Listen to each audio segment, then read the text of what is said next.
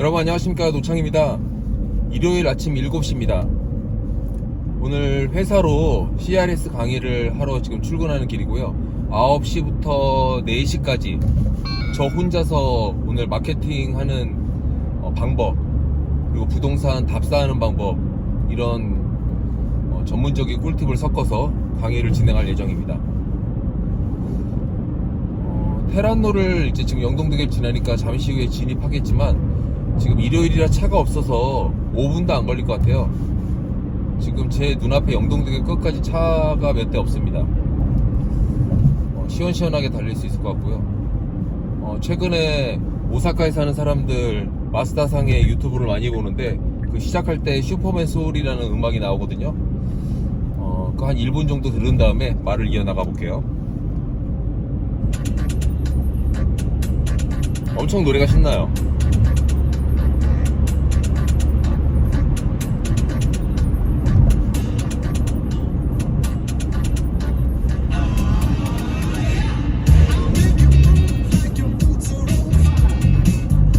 영동대로로 진입합니다.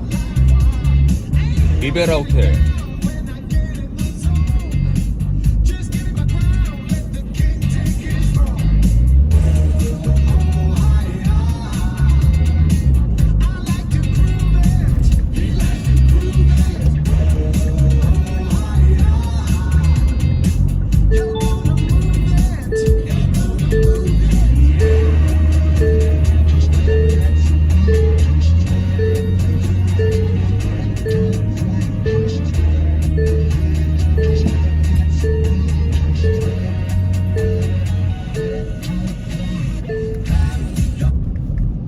다시 돌아왔습니다. 1분 안 되게 이 음악을 듣는 사이에 지금 청담역을 지나서 봉은사역 사거리 쪽으로 다가가고 있습니다.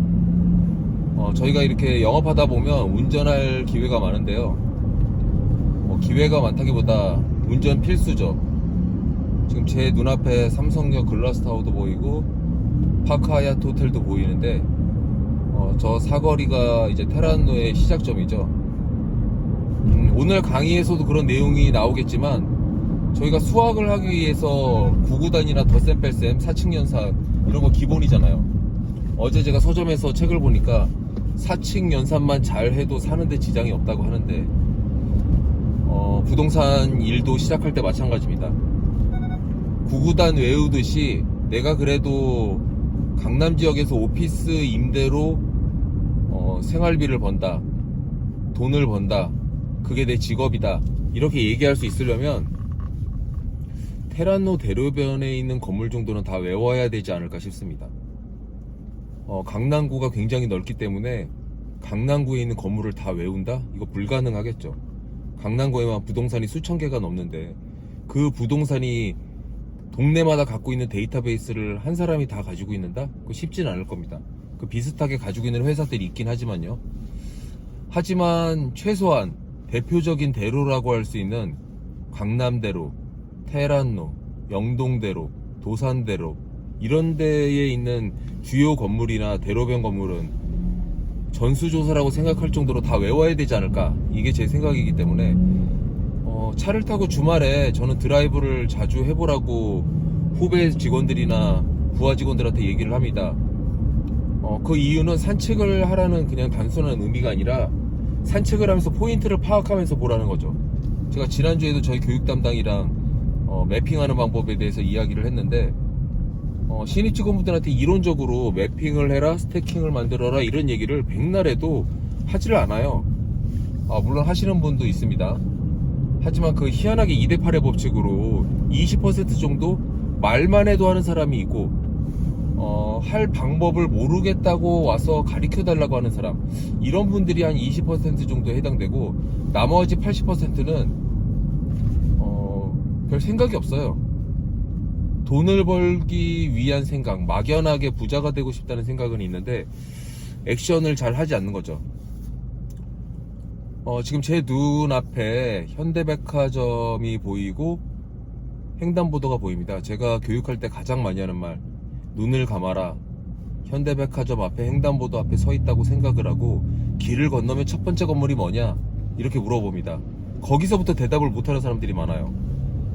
자, 제가 한번 읊어볼게요. 지금 K타워 1층에 우리은행이 있고, 그 옆에 보미건설에서 오피스텔을 짓고 있고, 그 뒤에 모델하우스가 조그만 게 하나 있죠. 그리고 유명한 NC소프트의 사옥이 있고, 그 병원에 그 건물에 차병원이 있습니다. 이런 식으로 건물을 순서대로 가서, 지금 제가 포스코 사거리 신호대기에 딱 섰는데요. 코너의 V플렉스 빌딩은 1층에 기업은행이 있고, 위에 패스트5가 사용을 하고 있다는 거, 이런 정도의 간단한 내용들은 알아야 되고요. 그렇게 매핑과 파밍을 하면서 내가 건물의 특징을 알았다. 그러면 주요 임차인 파악, 층별 임차인 파악, 그리고 자주 만나다 보면 그 층별 임차인들이 언제쯤 들어왔고 언제쯤 나갈 거라는 걸 알게 됩니다. 해당 건물의 PM들은 렌트롤을 갖고 있기 때문에 해당 건물의 임차인이 언제 나가는지 어떤 조건으로 있는지를 다 알아요. 근데 LM하는 사람들, 중개하는 사람들이 내가 관리하는 건물의 임차인도 아닌데 이사 날짜를 안다, 이거 쉽지는 않죠. 하지만 이사 계획이 있는지 계속 찾아가서 묻다 보면 결국은 대충 몇 월 달쯤 계약이 종료되는구나, 이걸 알게 됩니다. 그래야 내가 전속 맡은 신축 건물에 통임대를 한다든지, 내 건물은 아니지만 다른 자산관리 회사라든지 대기업이 갖고 있는 부동산에 공실이 생겼을 때 V플렉스에서 3개층 쓰는 임차인이면 포스코 센터 1개층 정도에 충분히 이사시키겠는데, 그런 계산을 평상시에 하고 있다가 이사를 시켜야 되는 거죠.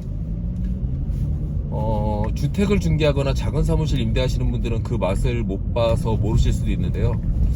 공실률에 따라서 좀 수수료가 다르긴 하지만, 보통은 테라노 대로변에 있는 건물 실면적이 한 250평, 300평짜리 건물을 기준으로 임대차를 했을 때 수수료는 최소 다 1억이 넘습니다. 그래서 여러분들께서 부동산 일을 하면서 억대 연봉이라는 말씀을 많이 하시는데, 이 업계에는 억대 연봉이 아니라 10억 연봉이나 30억 연봉, 40억 연봉인 분도 많이 계세요. 목이 쉬네요. 많이 계십니다. 그래서 이거는 한탕주의나 큰 돈을 벌 수 있다, 단순히 이런 말씀을 드리는 게 아니라, 그분들이 그런 큰 돈을 벌 수 있게 된 사연은 일을 처음 시작했을 때 몇 달 동안 구구단을 외듯이 건물을 다 외우고 자기가 노력을 하고, 어떤 임차인이 내가 영업하는 시장 안에 어떤 건물을 사용하고 있는가, 이런 부분들을 다 파악했기 때문입니다. 그래서 여러분들도 이 일이 쉽다고 제가 말씀드리는 건 아닌데, 부동산 일을 처음 시작해서 내가 테란노와 강남대로를 위주로 사무실 임대차를 해야 되겠다, 그리고 나아가서 그렇게 임대차를 하다가 매매 업무 같은 것들을 해야 되겠다, 이렇게 생각을 하신다면 여러분들께서 이 일을 처음 시작하는 초년병, 신입 에이전트였을 때 노력을 게을리하면 안 된다고 말씀드리고 싶습니다. 자, 그러면 지금 말씀드리면서 선능력에 왔는데요. 저기 GFC가 보인다는 건 회사 다 왔다는 거죠. 여러분들도 즐거운 하루 되십시오.